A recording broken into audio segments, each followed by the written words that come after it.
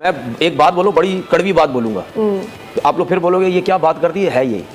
हमें हर जगह पे ना बाबर नजर आता है। सिर्फ मुझे लग रहा है कि अब पाकिस्तान की तरफ से अगर कोई गैर मामूली सूरत हाल ना हुई तो बाबर और रिजवान तो मुझे अब पाकिस्तान की T20 टीम में नजर नहीं आ रहे, लेकिन इस टीम में शाहीन शाह अफरीदी भी हमें ड्रॉप होते हुए नजर आ रहे हैं। लानत है इनके ऊपर यार, मैं तो कह रहा हूँ यूनिवर्सल लानत है यार। इसका मतलब आप समझ गए, हारिस खेलेगा कुछ भी हो जाए, ये है असल गेम। ये वो प्लेयर है जो रवीश भाई को 2022 के वर्ल्ड कप में नजर आया था। अबे यार, अपने पौके बचाने के लिए तुमने क्रिकेट की मैया वीरान की, एक तो कप्तान और नायब कप्तान की जगह नहीं बनती, एक गलती दोबारा दोहरा रहे आप। अगर इसी तरीके से ये गए तो पाकिस्तान की क्रिकेट वैसी लोगों को नफरत हो गई, बिल्कुल खत्म हो जाएगी। ये 4 लड़के आप T20 क्रिकेट में लाएंगे तो आपकी टीम संभलेगी। नहीं होता बाबर आजम रिजवान टीम से बाहर और साइम अयूब और फखर जमान, मोहम्मद हारिस, ओ हो जी, बहुत बड़ा कोई तुरम खान मिल गया जी पाकिस्तान क्रिकेट को। बल्ला किधर, मुंह किधर, खुदा की कसम गुस्सा आता है मुझे यार, किस किस्म के लड़के पाकिस्तान टीम में सिलेक्ट किए जा रहे हैं। अब हमें इस पे भी यकीन करना है कि फरिश्ते तो घेरा लगा लिया, मगर यकीन कितना है इस पे। तो ये फरिश्ते इस मजलिस के आखिर में अल्लाह के दरबार में हाजिर होते हैं। अल्लाह जल्ल जलालहू को इल्म होता है इस बात का कि फरिश्ते कहां से आ रहे हैं, मगर अल्लाह पाक फिर भी इल्म के बावजूद पूछते हैं कि फरिश्तों आप कहां से आ रहे हो। फरिश्ते अर्ज़ करते हैं अल्लाह तो ऐसी एक जगह से आए हैं जहां आपकी जात की बड़ाई बयान की जा रही थी। अल्लाह पाक पूछते हैं इन लोगों ने मुझे देखा हुआ था क्या। मैं पहले दिन से बोल चुका हूं, जिस दिन इसकी कप्तानी को हटाओगे ये एक फॉर्मेट से फारिग करेंगे। अब ये जो लोग T20 का कहते हैं ना, यही लोग कह रहे हैं टेस्ट का भी प्लेयर नहीं है, यही लोग कह रहे हैं वनडे का भी प्लेयर भी नहीं है। ठीक है, उसके साथ साथ ये रिजवान के पीछे पड़ गए कि जी रिजवान भी वो नहीं है। क्यों? ये सिलसिला वहीं से शुरू हुआ था जहां सैरोगेट कंपनी पे पर्चा लगा था। बांग्लादेश हमें 2-0 टेस्ट में हरा के व्हाइट वॉश करके गई है, व्हाइट वॉश करके गई भी है। तो इन लोगों की जब आंखें नहीं खुल रही, हम आप बोल बोल के थक जाएंगे, इन पे कुछ होगा ही नहीं। आपके ख्याल में पाकिस्तान क्रिकेट बोर्ड ने ये दुरुस्त फैसला किया है या गलत फैसला है? टीम बनाई किसने है? इसका मतलब है बन तो गए हैं मगर फेल हो गए। आपका जो कोच है वो फेल हो गया, वो अपना वो नहीं करवा सका। तो जैसे कि हमने सुना था कि वो कह रहा है कि मैं ये मेरे स्क्वाड होगा। यही बाबर आजम जो लास्ट सीरीज में था ना, इसने 5 मैचेस में से 3 मैच में उसने 50 रन की इनिंग खेली और सब में बॉल्स कम है। किसी में 162 का स्ट्राइक रेट, किसी में 150 का, किसी में 140 कुछ का। और यही रिजवान, उसने 90 कुछ रन की इनिंग खेली है लास्ट सीरीज जो T20 की न्यूजीलैंड में हुई है। कहां मुकाबला कर रहे हो इन दोनों का यार? इन दोनों के पास भी कोई नहीं है। क्यों? क्योंकि ये जब पाकिस्तान टीम में आए थे, इनके पास ह्यूज एक्सपीरियंस था डोमेस्टिक क्रिकेट का, जिसकी वजह से ये सेटल हुए। बाबर आजम एक्स्ट्राऑर्डिनरी टैलेंट, वो डोमेस्टिक खेला, आया, उसने जगह बना ली। मैं अक्रॉस द बॉर्डर ये मैसेज देना चाहता हूं कि टी इज फैंटास्टिक। हमारी टीम बहुत फैंटास्टिक है। आप जितनी इस किस्म की कोशिशें कर लें, पाकिस्तान को जो है आप उसका अमन सुकून जो है वो बर्बाद नहीं कर सकते। पाकिस्तान की टीम की आखिर बर्बादी का जिम्मेदार कौन है? क्यों आखिर पाकिस्तान टीम में ये दगड़ दल्लेपन हो रहे हैं जो कि नहीं होने चाहिए? बाबर के पीछे वैसे ही पर्सनल हुए में सारे।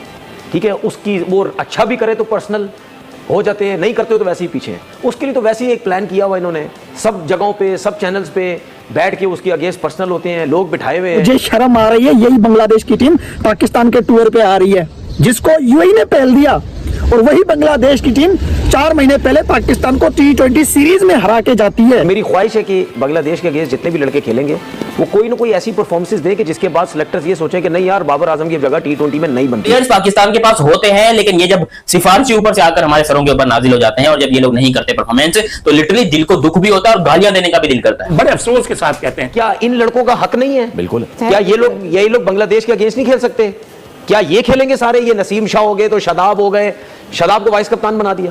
सलमान के बारे में सब कहते हैं यार ये T20 का प्लेयर ही नहीं, मैं नहीं, इसे सारे कहते हैं। सही है ना? और क्या कहते हैं उसको, शादाब को वाइस कप्तान बना दिया। पाकिस्तान की क्रिकेट अब उस मोड़ के ऊपर आ गई है कि पीसीबी ने और पाकिस्तान के जो दिग्गज लोग बैठे हुए हैं उन्होंने फैसला कर लिया कि अब हमें बाबर, शाहीन और रिजवान की जरूरत नहीं है। अरे यंगस्टर्स का यही हाल है, फिटनेस है ही नहीं किसी की। तो भाई अब आप इससे अंदाजा लगा सकते हैं ना, इसीलिए तो हमारे जितने भी लड़के हैं वो टेस्ट क्रिकेट से भागते हैं, क्योंकि जब वो 4 ओवर जान से नहीं कर सकते वो टेस्ट क्रिकेट क्या करें? बाबर आजम और रिजवान को फिर सिलेक्ट नहीं किया गया और उनको शायद कुछ रोल, मेरा ख्याल है कि फ्यूचर में दिए जाएंगे अगर तुम उसको मीटअप करते हैं। आई एम श्योर कि जो नए कोच है उनकी भी बात हो रही होगी। जिस तरह उन्होंने कहा कि हम इनको डिस्कार्ड नहीं कर रहे, इनको हम छोड़ नहीं रहे, ये हमारे प्लान का हिस्सा है। देखिए, अगर तो पहले तो अगर वो अपनी गेम चेंज करते हैं, जो आजकल की क्रिकेट है उसके मुताबिक वो खेल रहे हैं या अपना स्ट्राइक रेट इंप्रूव कर रहे हैं, तो जाहिर सी बात है इनको कम बैक करवाना। नमस्कार दोस्तों, स्वागत है आपका इंडिया गो फास्ट में। दोस्तों, जैसा कि अभी आपने वीडियो में देखा, शाहीन शाह अफरीदी, बाबर आजम, मोहम्मद रिजवान, ये तीनों प्लेयर्स लंबे समय से पाकिस्तानी क्रिकेट टीम के स्तंभ रहे हैं, लेकिन तीनों लंबे समय से कंसिस्टेंट नहीं हैं। खासकर T20 फॉर्मेट में इनका फॉर्म बहुत ख़राब रहा है। अब इसे लेकर पाकिस्तान क्रिकेट बोर्ड यानी पीसीबी भी बहुत सीरियस है। बांग्लादेश के खिलाफ घर में होने वाली 3 मैचों की T20 सीरीज के लिए तीनों टीमों को बाहर कर दिया गया।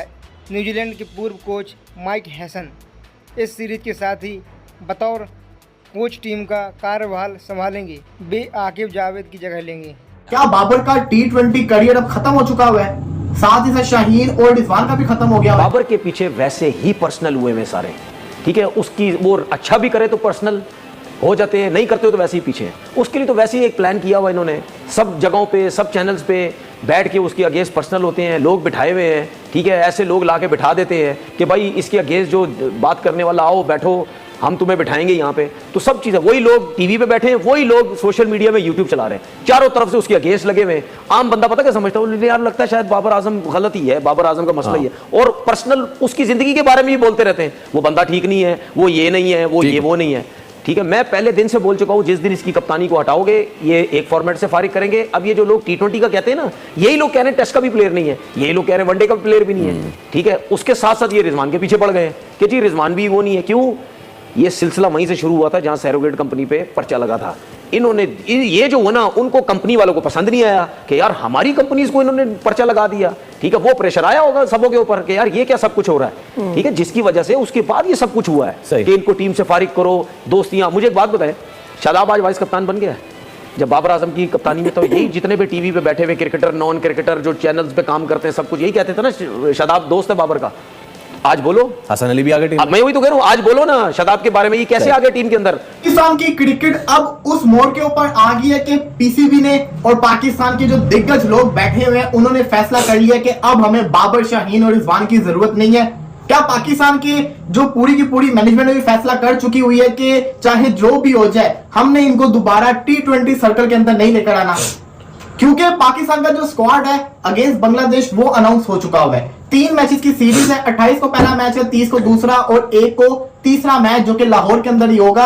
ये 3 की नहीं 5 मैचेस की सीरीज है, लेकिन इसको 3 का किया गया। बांग्लादेश आ नहीं रहा था पाकिस्तान, जब से हालात खराब हुए थे, मोहसिन नकवी साहब ने कल उनके साथ मीटिंग की बड़ी इंपॉर्टेंट, तब जाके उनको मनाया गया, तो वो अब आ रहे हैं, 25 को वो आ जाएंगे। पाकिस्तान ने आज अपना स्क्वाड अनाउंस किया है, पूरा का पूरा स्क्वाड की डिटेल में आपको बता देता हूं, जिसके अंदर काफी सारे नाम है, लेकिन जो नाम नहीं है वो बाबर आजम का नाम नहीं है, रिजवान का नाम नहीं है, शाहीन का नाम नहीं है। क्यों इनका नाम नहीं है? मुझे लग रहा है कि अब पाकिस्तान की तरफ से अगर कोई गैर मामूली सूरत हाल ना हुई तो बाबर और रिजवान तो मुझे अब पाकिस्तान की T20 टीम में नजर नहीं आ रहे, लेकिन इस टीम में शाहीन शाह अफरीदी भी हमें ड्रॉप होते हुए नजर आ रहे हैं। तो तीसरी विकेट भी, बड़ी विकेट जो है वो आज गिरा दी नेशनल सिलेक्शन कमेटी ने।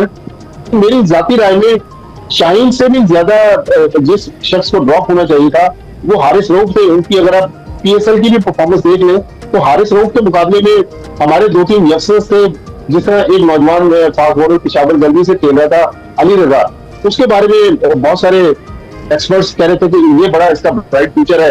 फिर उबैद शाह, नसीम शाह के छोटे भाई, वो भी बड़े अच्छे प्रॉमिसिंग फास्ट बॉलर है, लेकिन मेरे ख्याल में एक अच्छी टीम सिलेक्ट हुई है। अगर हम आगे लेके जाना चाहते हैं पाकिस्तान क्रिकेट को तो अब हमें ये तय कर लेना चाहिए। फिर जो माइक हैसन हमने नया हेड कोच बनाया है, तो माइक हैसन भी उनकी भी यकीनी तौर पर मुशावरत शामिल होगी।